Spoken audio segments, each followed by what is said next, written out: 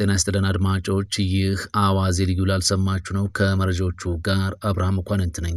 እስራኤል የደቡብ ሊባኖስን ሰፊ ግዛት እንደምትይዝ የመከላከያ ሚኒስትሩ አስታወቁ። የሊባኖሱ ሄዝቦላህ በበኩሉ እስራኤል ደቡባዊውን ክፍል እንዳትቆጣጠር እንደሚዋጋ ገልጿል። በኢራቅ በኢራን በሚደገፉ ታጣቂዎች ላይ በተሰነዘረ የአየር ጥቃት ቢያንስ 15 ተዋጊዎች መገደላቸው ተሰምቷል። ከኢራን የተተኮሱ ሚሳኤሎች በማዕከላዊ እስራኤል ላይ ባደረሱት ጥቃት 12 ሰዎች ቆስለዋልም ተብሏል። እነዚህና ሌሎች ጉዳዮችን በዝርዝር እናስደምጣቸዋለን። አብራችሁን ቆዩ። በ5.5 ሚሊዮን ብር ጠቅላላ ክፍያ አፍሪካ ህብረት ፊት ለፊት ላይ ቡልጋሪያ ሳይታችን ላይ ባለ 1 መኝታ 69 ካሬ እየሸጥን ነው ብንል ማን ያምናል? እንዲሁም ባለ 2 መኝታ ከ82 ካሬ ጀምሮ በ6.6 ሚሊዮን ብር ጠቅላላ ክፍያ፣ ባለ 3 መኝታ 126 ካሬ ጀምሮ በ10.1 ሚሊዮን ብር ጠቅላላ ክፍያ ወደ እናንተ ይዘንላችሁ መተናል። ታዲያ እነዚህ ቤቶች ሙሉ ለሙሉ 30% እውነተኛ ቅናሽ ተደርጎባቸው ነው። አሊያም በ20% ቅድመ ክፍያ ከፍላችሁ ቀሪውን በ3 ዓመት በግንባታ ሂደት ቀስ እያላችሁ መክፈል የምትችሉበት አማራጭ ተመቻችቶላችኋል። ልብ ይበሉ፣ እነዚህ ቤቶች ላይ በቀሪ ክፍያዎች ላይ ምንም አይነት የዋጋ እንዲሁም ደግሞ የዶላር ግሽበት እናንተን አይመለከትም። እንዲሁም በ900 ሺህ ብር ቅድመ ክፍያ የንግድ ሱቆችን እዛው ቡልጋሪያ ሳይት ላይ በ2 ዓመት መረከብ የሚችሉበት አማራጭ አመቻችተንላችኋል። ታዲያ የሳይት እንዲሁም የቢሮ ቀጠሮ ለማስያዝ ከስር በምናስቀምጥላችሁ ስልክ ቁጥር ደውላችሁ ማግኘት ትችላላችሁ። ቴምር ፕሮፐርቲስ። እስራኤል የደቡብ ሊባኖስን ሰፊ ግዛት እንደምትይዝ የመከላከያ ሚኒስትሩ ገልጸዋል። የእስራኤል የመከላከያ ሚኒስትር እስራኤል ካትዝ ትላንት ማክሰኞ እንደገለጹት እስራኤል እስከ ሊታኒ ወንዝ ድረስ ያለውን የደቡብ ሊባኖስ ግዛት ትቆጣጠራለች ብለዋል። ሚኒስትሩ አካባቢውን የጸጥታ ቀጠና በማለትም ገልጸውታል። ከጦር ኃይሉ ጠቅላይ ኤታማዦር ሹም ጋር በተገናኙበት ወቅት ካትስ እንደተናገሩት የእስራኤል ጦር ቀሪዎቹን ድልድዮችና እስከ ሊታኒ ድረስ ያለውን የጸጥታ ቀጠና እንደሚቆጣጠር አብራርተዋል። ሊታኒ ወንዝ ከእስራኤል ድንበር በስተ ሰሜን 30 ኪሎ ሜትር ርቀት ላይ ከሜዲትራኒያን ባህር ጋር ያገናኛል። በኢራን የሚደገፈው የሊባኖሱ ሄዝቦላህ በበኩሉ እስራኤል ደቡባዊውን ክፍል እንዳትቆጣጠር እንደሚዋጋ ገልጾ ድርጊቱ ለሊባኖስ መንግስት የህልውና ስጋት መሆኑን ተናግሯል። የሄዝቦላህ ከፍተኛ የህግ መወሰኛ ምክር ቤት አባል የሆኑት ሐሰን ፋድላህ ከሊታኒ በስተደቡብ የሚደረግ ማንኛውም የእስራኤል ወረራ ተቃውሞ እንደሚገጥመው ገልጸዋል። ለሮይተርስ በሰጡት ቃልም ይህንን ጥቃት ከመመከትና መሬታችንን አጥብቀው ከመያዝ ውጪ ሌላ አማራጭ የለንም ብለዋል። ካትስ ቀደም ሲል ለሊባኖስ መንግስት በሰጡት ማስጠንቀቂያ መጋቢት 2 ወደ እስራኤል ተኩስ በመክፈት ሊባኖስን በአሜሪካ እስራኤልና ኢራን ጦርነት ውስጥ የከተተውን ሄዝቦላን ትጥቅ ካላስፈታች አገሪቱ ግዛቷን ልታጣ እንደምትችል አስጠንቅቀው ነበር። እስራኤል ባለፉት 10 ዓመታት ሊባኖስን በተደጋጋሚ የወረረች ሲሆን እስከ ፈረንጆቹ 2000 ዓመት ድረስም ደቡባዊን ክፍል ተቆጣጥራ ቆይታለች። ከመጋቢት 13 ጀምሮ እስራኤል በሊታኒ ወንዝ ላይ የሚገኙ 5 ድልድዮችን ያፈራረሰች ሲሆን በድንበር መንደሮች የሚገኙ ቤቶችንም አውድማለች።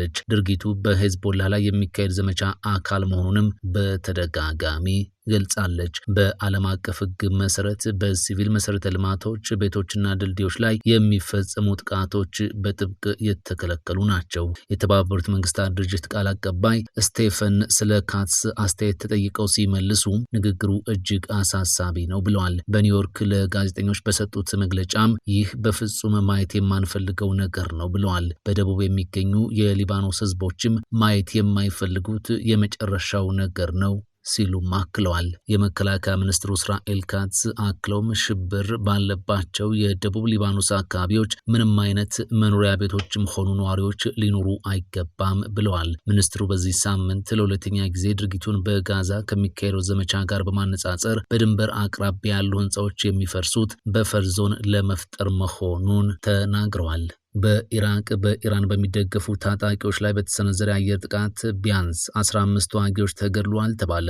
ትላንት ማክሰኞ በኢራቅ በኢራን በሚደገፉ የሺአ ታጣቂዎች ጥምረት ክልላዊ ዋና መስሪያ ቤትና በቡድኑ መሪ መኖሪያ ቤት ላይ በተሰነዘረ አየር ጥቃት 15 ተዋጊዎች ተገድለዋል ተብሏል። እንደ የሕክምና ባለስልጣናት ገለጻ በኢራቅ ምዕራባዊ ግዛት በሚገኘው የህዝባዊ ንቅናቄ ኃይሎች PMF ጣቢያ ላይ በተፈጸመው በዚህ ጥቃት ጥቃት ቢያንስ ሌሎች 30 ሰዎችም ቆስለዋል። አንዳንዶቹ በአስኪ ሁኔታ ላይ ስለሚገኙ የሟቾች ቁጥር ሊጨምር እንደሚችልም ተመላክቷል። የኢራቅ ጦር ጥቃቱን የፈጸሙት አሜሪካና እስራኤል ናቸው ሲልም ክሱን አሰምቷል። የሮይተርስ የዜና ወኪልም በክልሉ ዋና ከተማ ራማዲ ሌሊቱን አምቡላንሶች ቁስለኞችን ወደ ሆስፒታል ሲያመላልሱ የሚያሳይ ምስል ይፋ አድርጓል። ከተገደሉት መካከል በግዛቱ የህዝባዊ ንቅናቄ ኃይሎች የኦፕሬሽን አዛዥ የሆኑት ሳኢድ አልባይጂ ይገኙበታልም ተብሏል። ትላንት ማክሰኞ ረፋር ላይ በርካታ ቁጥር ያላቸው የተቆጡ ለቀስተኞች የአዛዡን አስክሬንና ፎቶግራፍ በመያዝ በባግዳድ ጎዳናዎች ላይ ተቃውሞ አሰምቷል። ሁለት የደህንነት ምንጮች እንደገለጹት ጥቃቱ የተፈጸመው ከፍተኛ የአመራር አባላት ስብሰባ ላይ በነበሩበት ወቅት ነው ተብሏል። በተጨማሪም በሰሜናዊቷ የሞሱል ከተማ የሚገኘው የህዝባዊ ንቅናቄ ኃይሎች መሪ የፋሊህ አልፋያድ መኖሪያ ቤት በአየር ጥቃት ተመቷል።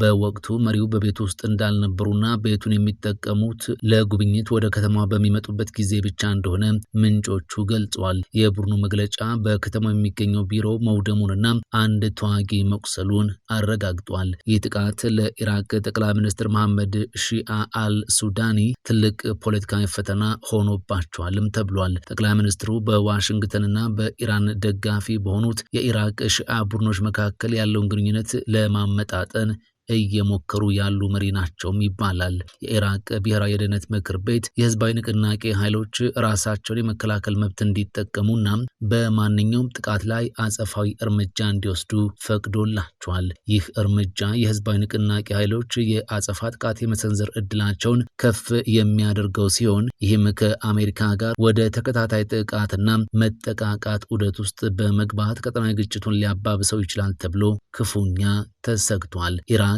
የቀጥታ ግጭት አውድማ መሆኗ ደግሞ ጠቅላይ ሚኒስትር ሱዳኒ በኢራንና በዋሽንግተን መካከል የያዙትን ስስ ሚዛን ለመጠበቅ ይበልጥ አስቸጋሪ ያደርግባቸዋል ይላሉ የፖለቲካ ተንታኞች። የኢራቅ ጦር ቃል አቀባይ ሳባህ አልኑማን እንደተናገሩት የውጭ ጉዳይ ሚኒስቴር የአሜሪካና የኢራን መልእክተኞችን በመጥራት በታጣቂዎቹ ጣቢያዎችና በአርቢል በሚገኘው የኩርድ ፔሽመርጋ ተዋጊዎች ዋና መስሪያ ቤት ላይ ለተፈጸሙት ጥቃቶች ተቃውሞ ያቀርባል። የወታደራዊ መግለጫው 15ቱ ተዋጊዎች የተገደሉት በአሜሪካ ጽዮናዊ የአየር ጥቃት መሆኑንም ገልጿል። ይህም የኢራቅ ጦር ለመጀመሪያ ጊዜ እስራኤልን ከአሜሪካ ጋር በመሆን ጥቃቱን በመፈጸም የወቀሰበት አጋጣሚ ነው ተብሏል። በኢራን የሚደገፉ ታጣቂ ቡድኖች አሜሪካና እስራኤል በኢራን ላይ ጦርነት ከከፈቱበት የካቲት 28 ጀምሮ በኢራቅ በሚገኙ የአሜሪካ ወታደራዊ ካምፖችና በኤምባሲው ላይ ጥቃቶችን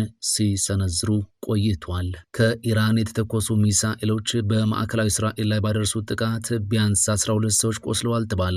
ማገን ዴቪድ አዶም የተሰኘው የድንገተኛ አደጋ አገልግሎት ከቴል አቪቭ ከተማ አቅራቢያ በምትገኘው በይኔ ብራክ ከተማ ለ9 ሰዎች የመጀመሪያ ደረጃ የሕክምና እርዳታ ከሰጠ በኋላ ወደ አካባቢው ሆስፒታሎች መውሰዱን አረጋግጧል። ከተጎጆቹ መካከል በሆዱና በጭንቅላቱ ላይ በሚሳኤሉ ስብርባሪ መካከለኛ ጉዳት የደረሰበት የ23 ዓመት ወጣት የሚገኝ ሲሆን 6 ህጻናትን ጨምሮ ሌሎች 8 ሰዎች ላይ ደግሞ ቀላል ጉዳት መድረሱ ተዘግቧል። በተጨማሪም በአቅራቢያው በምትገኘው ጊቫት ሽሙኤል ከተማ 3 ሰዎች መቁሰላቸውን የድንገተኛ አደጋ አገልግሎቱ ይፋ አድርጓል። የሚሳኤል ጥቃቱን ተከትሎ የፈረንሳይ ዜና ወኪል የቴሌቪዥን አገልግሎት ከብኔ ብራክ ከተማ ባሰራጨው የቪዲዮ ምስል በመኪና ላይ የተደረመሰ በረንዳን ጨምሮ በህንፃዎች ላይ የደረሰውን ከባድ ውድመት አሳይቷል። ማገን ዴቪድ አዶም ባወጣቸው ምስሎችም የአንድ ህንፃ የላይኛው ወለል አፓርታማ ፈርሶ ወደ ታችኛው ወለል ሲደረመስ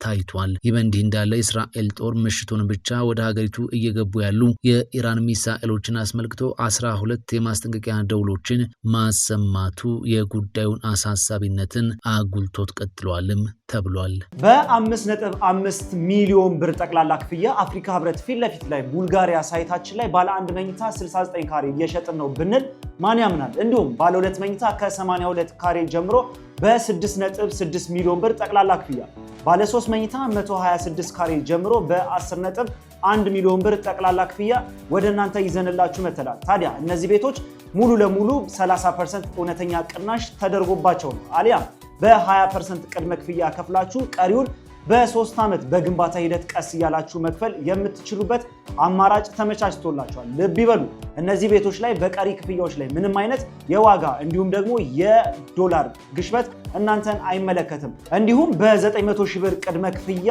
የንግድ ሱቆችን እዛው ቡልጋሪያ ሳይት ላይ በ2 ዓመት መረከብ የሚችሉበት አማራጭ አመቻችተንላችኋል። ታዲያ የሳይት እንዲሁም የቢሮ ቀጠሮ ለማስያዝ ከስር በምናስቀምጥላችሁ ስልክ ቁጥር ደውላችሁ ማግኘት ትችላላችሁ። ቴምር ፕሮፐርቲስ። ፈጣን ያልተሰሙ መረጃዎችንና ትኩስ የኪነ ጥበብ ዜናዎችን ለማግኘት የቁም ነገር ሚዲያ የዩቲዩብ ቻናልን በመቀላቀል ቤተሰብ የሆኑ ቻናላችንን ሰብስክራይብ ያድርጉ። በቲክቶክም አለን። ቁም ነገር ሚዲያ ኦፊሻል ብለው ይከተሉን። እናመሰግናለን። ቁም ነገር ሚዲያ፣ ለቁም ነገር እንሰራለን።